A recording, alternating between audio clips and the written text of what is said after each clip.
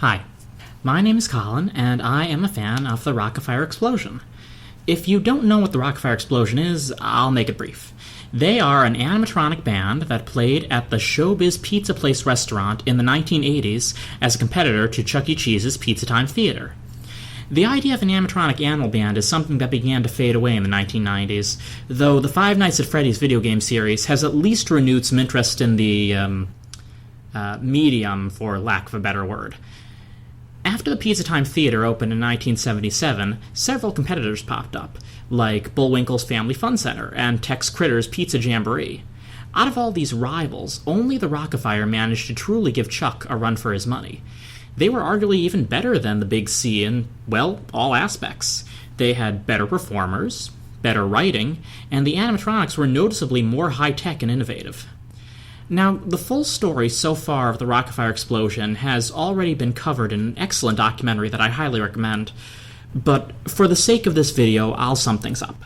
In 1990, after some mergers and business deals, most of the existing Rock-afire Explosion bands were converted into Chuck E. Cheese characters. Only a handful of the original Rock-afire bands still exist in a relatively unaltered format. Some are in wonderful condition. Others are not, and it's kind of sad. I was born at the end of 1990 myself, so I never got to see the original Rock-afire. I want to say that my love of animatronics started in the winter of 1997, when my family went to Walt Disney World and I saw the Country Bear Jamboree Christmas show. The whole trip was great, of course. I mean, it's Disney World at Christmas. But there was something about those bears especially that sparked an emotional response. Ironically, my memories of Chuck E. Cheese's are a little mixed. I was fascinated by the robots there, but also a little scared of them. The fact that you could run right up to the stage and gaze up at the relatively massive animals that towered over you, it gave them a strange, creepy majesty almost. Aside from Chuck himself, I remember being put off by the others, especially the human chef, Pasquale. Oh, and here's a fun little anecdote. I was afraid to explore the big climbing structure when I went to the restaurant because I imagined my little self crawling around in there, and then suddenly Pasquale leans around the corner. And he's huge, so I can only see his giant head, and he has those blank, glassy eyes and that huge smile, and he says, "Now you'll see what we really put in the cheese." And then a trapdoor would open under me, and you can probably gather the rest. Anyway, getting back on track. Until about 2008 or so, I didn't even know that the Rock-afire Explosion existed. I just kind of stumbled upon them, and at first, I wasn't sure what to think. I kept watching videos of them, though, and I grew to love the characters. They all had really fun personalities, they were great singers, and they had that slightly creepy but charming thing going for them, the same way that shows like H.R. Pufnstuf and Lidsville have an appeal. I even made some cartoons of the characters. As I said before, I've never seen the Rock-afire in real life. But the sad thing is, I came really close once. It was the end of my 8th grade school year. We had a field trip to the far-off land of Naperville, specifically Odyssey Fun World. It's a fun center, and they've got all these great things to do, like bumper cars, an arcade, a laser tag. I lost by negative 99999 and, well, etc. points, so on and so forth.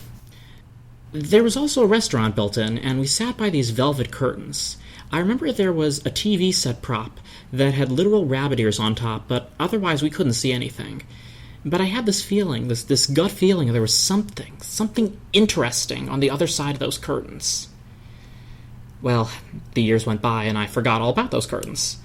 That is, until I found out about the Rock-afire and discovered that they were behind those curtains. It was a redesigned variation of the band, but still, it was the Rock-afire Explosion. And just knowing that I came so close, but didn't see them, is kind of frustrating. But, you know, on the other hand, it might have been for the best that I didn't see them back then, at the tender age of 13 or 14. There's a groupthink mentality among kids, and I know that while I, and probably others would have enjoyed them, all it would have taken was for a few kids shouting, "Gay!" or calling them creepy or weird, and we all would have agreed to fit in. It might have even ruined them for me. Well, I kept meaning to go back there, but I also kept putting it off. Now, I'm finally going to see the Rock-afire Explosion. And I'm not going alone. Traveling with my girlfriend, we trekked out to Naperville to finally see the Rock-afire in person. The results were... I know I made a Five Nights at Freddy's comparison before, but the robots, especially Fats, were all in bad shape and really did look like something out of the game. Most of their eyes were permanently shut.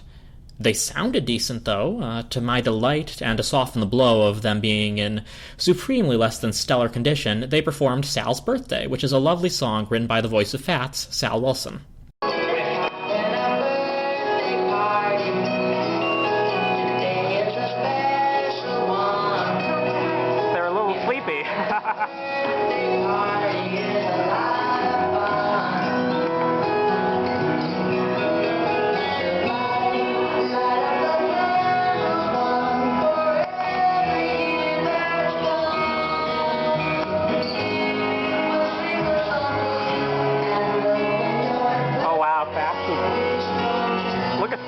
Oh, God. At first, it was just Billy Bob, Fats, and Mitzi. Looney Bird, Duke, and Beach Bear feature on the aforementioned Rabbit TV. No sign of Ralph and Earl. Later, to our delight, the other curtains opened to reveal Beach Bear. Dancing ensued.